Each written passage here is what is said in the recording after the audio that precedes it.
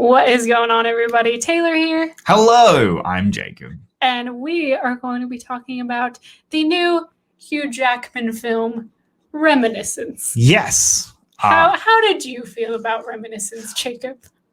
I think I'm the one who liked it the most out of everyone who saw it. In our group. Or just in the world? Probably in the world at the moment, actually, given the reviews that have come out. Yeah, probably in the world. I thoroughly enjoyed this. There is a lot that I have issues with, but the more I've walked away and the more I'm thinking about it, the more I'm like, no, I really love what it's trying to do.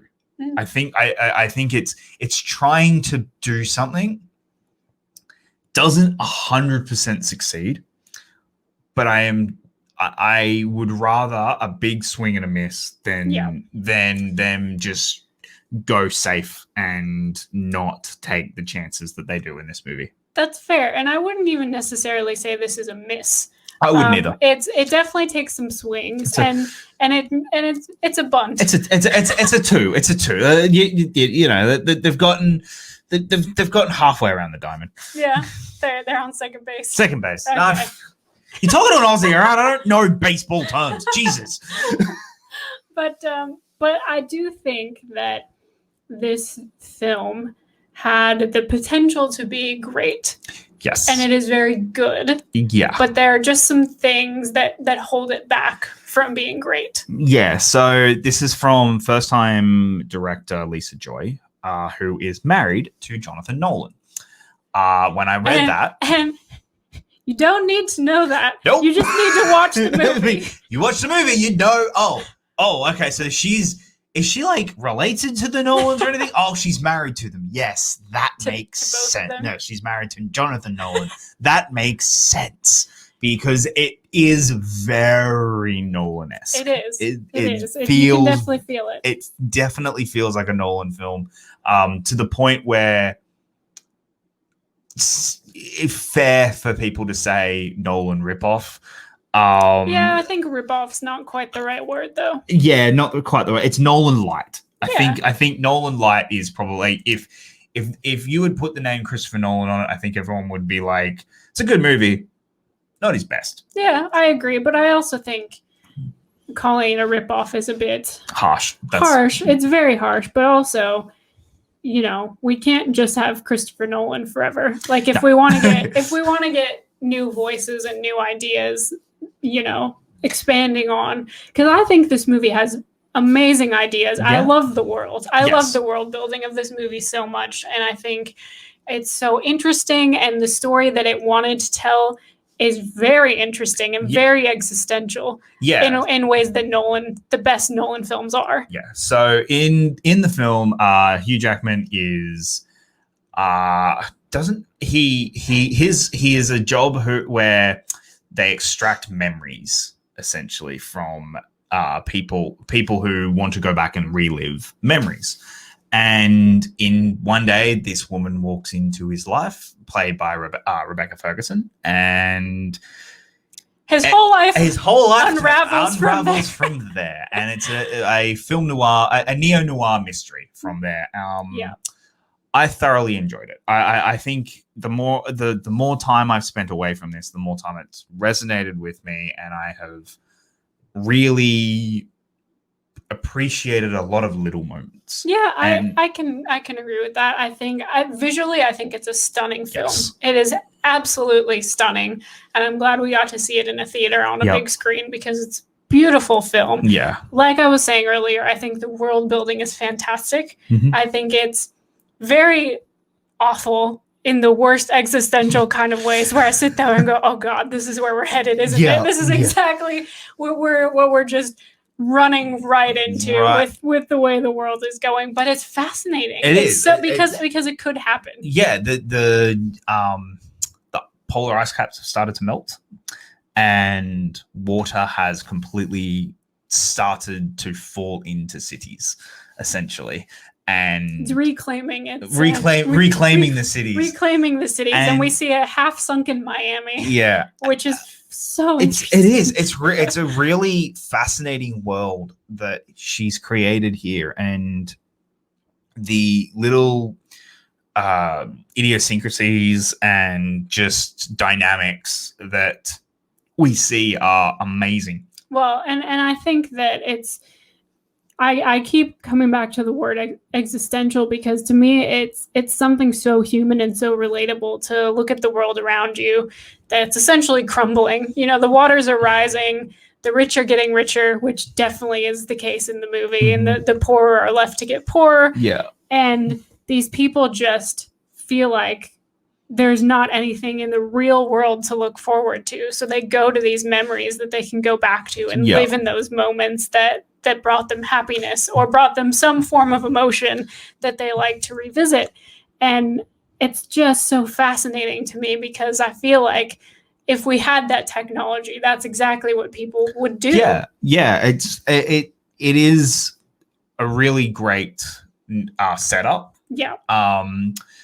There are plot problems that I have with it that stop it from being one of these all-time greats, because the setup for this movie and the first act of this film sets up a narrative that, if they stuck the landing, could have been an all-timer. I agree. I just think the middle is a little slow. Mm-hmm. It's got a god-awful voiceover that I'm the only one so far who's really been bitching and complaining about it. Is this your Blade Runner? This is my Blade Runner. It's not as bad as the Blade Runner one, but it's not great. Distracting. You're the only one I've heard bring it up, but I think it's a valid point. It's essentially the way you described it to me, because it didn't really bother me, but I understand what you're saying, where it's like the audience won't be able to tell what's going on, so we have to tell them while we're showing them. Is your perspective. It feels, and I could be wrong, but it feels like a studio note of audiences won't understand what's happening. Yeah. You need Hugh Jackman to go in and explain it. Yeah. And that's what it feels like. I really wish it wasn't there. No, that's completely fair. Because without it, I think this film is it would be to me. That's enough for a half a star. Like, it's hard. Well, like I have my own half star thing. Where there's a trope in this movie, and I understand why they used it, because they used it to then get to the ending that they wanted. Yeah.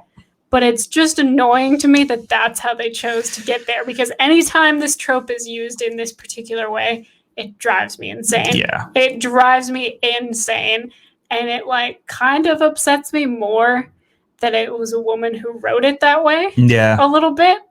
But and I'm sure most people will be fine with it. It's just annoying to me because it gets used a lot. Yeah.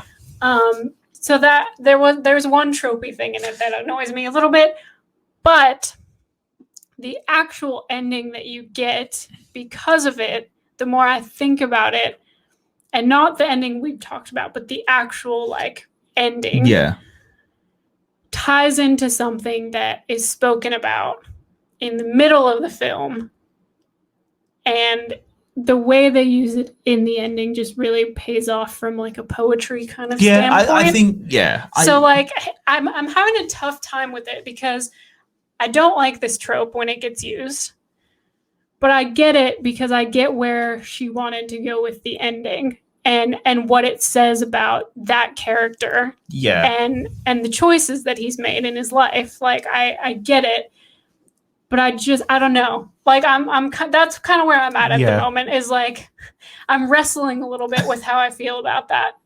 No, I can appreciate that. I'm to me I really enjoy. I really liked the third act of this film. I thought it went in a place that predictable but enjoyable. Yeah. I liked it. Yeah. And again, that's the other big problem this movie has, is it relies on a lot of tropes and a lot of cliched and predictability of exactly where it's going the entire time. I wasn't ever really oh, that's a genuine surprise, which in a there was one surprise. Okay, there was one. Yes, sorry. But in a detective story, I feel like that should be there. But overall, I think all the performances are incredible. It's a very, very good movie that I think people should seek out. And I think so too, because I'll be devastated if we don't get anything else from her. yeah, Like no, writing and directing wise, I Yes. think it's such a strong debut. yeah, And I hope that we get more from Yeah, her in the future, because I think she has a lot to offer. yes. I with think this. Lisa Joy is So- a name to look out for. I think she is extremely talented, and I have a feeling this could be one of those ones that we go back on and look back and go as overlooked. Yeah. That people overlooked. Yeah, I can agree with that. I definitely think everyone should check it out. I think it might surprise a lot of people. Yes. It's I don't know if it's exactly what you think you're gonna get after you've seen the trailer, Yeah, but I think that it might take some people by surprise, just because it asks you a lot of questions, but in a way that's accessible. It's, to me, it's fits very much into how a lot of us are feeling right now existentially with a lot of the things that are happening in the world. And it has great performances. Like how can you be mad at Henry Jackman? Oh my God, today my words are not happening today. How can you be mad about Hugh Jackman and Rebecca Ferguson? He can't. Like they're great together. They're great separately. Like the whole cast is actually very good. Yeah. So I would recommend it. I had a good time. It made me happy after the slew of movies that have disappointed both of us. Yes, for so yes, long we now. got a good movie. I'm very happy I got a good movie. Have you guys seen this movie? Please let us know in the comments. We would love to hear your thoughts, especially about this one, because this one is fascinating to hear what people think about it and how receptive they were to it. If you haven't seen it, if you're planning on seeing it, please let us know. We'd love to hear that as well. All of our links are down in the description if you want to find us on social media. Thank you guys so much for all of your continued support, and we will see you next time. Bye.